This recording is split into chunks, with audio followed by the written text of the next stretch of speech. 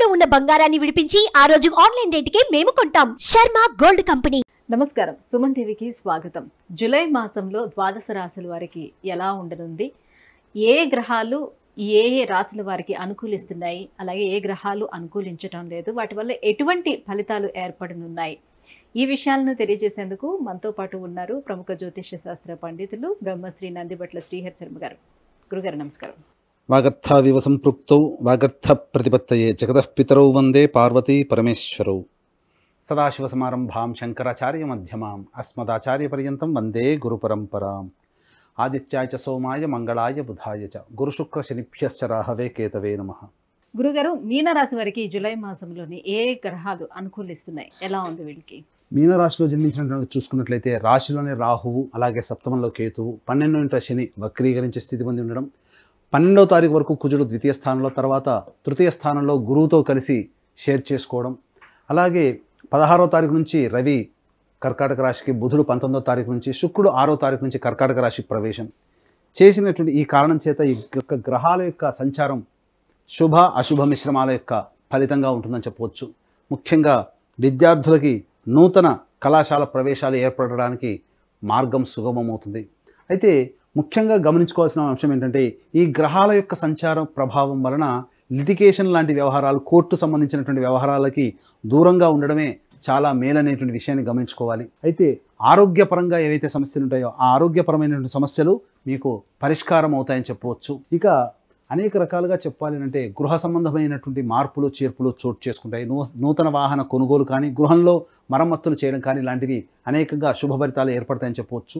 ముఖ్యంగా భాగస్వాముల మధ్య, అలాగే దంపతుల మధ్య విభేదాలు ఏర్పడడానికి అవకాశం ఉంది కాబట్టి జాగ్రత్తలు పాటించండి. ముఖ్యంగా వాగ్వివాదాలు చోటు చేసుకోకుండా ప్రయత్నాలు చేసుకోండి. లౌక్యాన్ని ప్రదర్శించి ముందడుగు వేసినట్లయితే ఈ యొక్క మీనరాశిలో జన్మించినటువంటి వారికి సర్వదా అనుకూలమైనటువంటి ఫలితాలు ఉంటాయి. అయితే ప్రధానంగా ఈ మాసంలో ఎప్పుడు కూడా ప్రతికూలతలేనా, అనుకూలతలు ఉండవా? ఎప్పుడు పగలు తర్వాత చీకటి, అలాగే కష్టము తర్వాత సుఖము అనేటువంటివి ఉంటాయి. కాబట్టి ఇక ఏ రోజుల్లో గనక పరిహారాలు అనగా ఏ రోజుల్లో గనక అనుకూలంగా ఉంటాయని చెప్పుకోదలిస్తే, ముఖ్యంగా ధనమిదం మూలం జగత్ కాబట్టి పరమైనటువంటి సమస్యలే మానవుడికి అధికంగా ఉంటాయి. కాబట్టి ఏ రోజుల్లో ముఖ్యమైన నిర్ణయాలు తీసుకోవాలనే విషయాన్ని గమనించుకుందాం.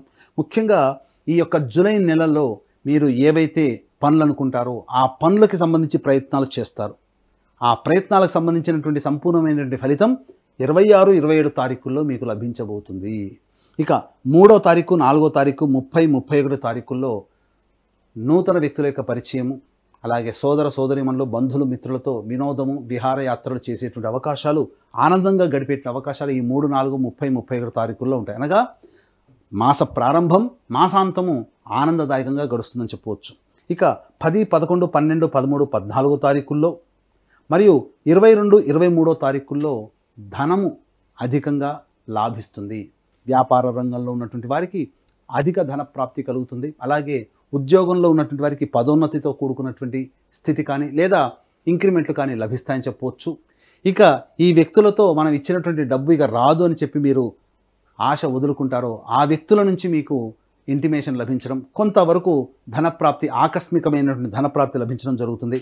ఇక 19, 20, 21 తారీఖుల్లో ప్రధానంగా ఉద్యోగ సంబంధమైనటువంటి విషయాల్లో కీలక నిర్ణయం తీసుకుంటారు.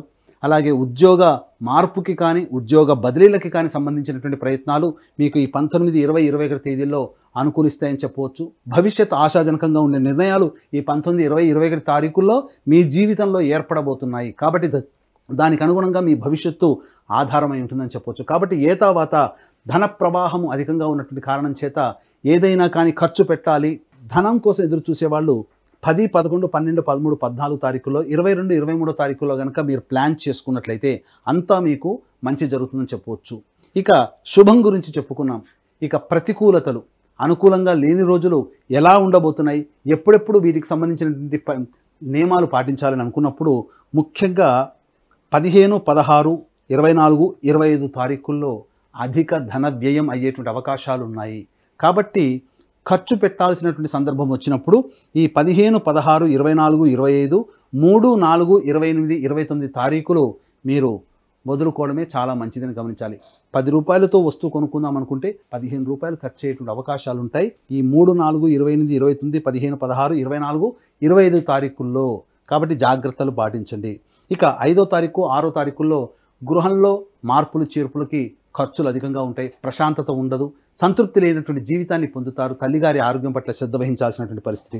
ఇక 7, 8, 9 తారీఖుల్లో మానసికమైనటువంటి ప్రశాంతత లేని కారణం, అనుకున్నటువంటి పనులు పూర్తి కావేమో అనేటువంటి ఒక భయాందోళనలు మీ యొక్క మదిలో ఉండడం వల్ల ఇబ్బందికర పరిస్థితులు, ఏ పని ముందుకు సాగకుండా వృధా కాలయాపన జరిగేటువంటి అవకాశాలు ఉంటాయని చెప్పవచ్చు.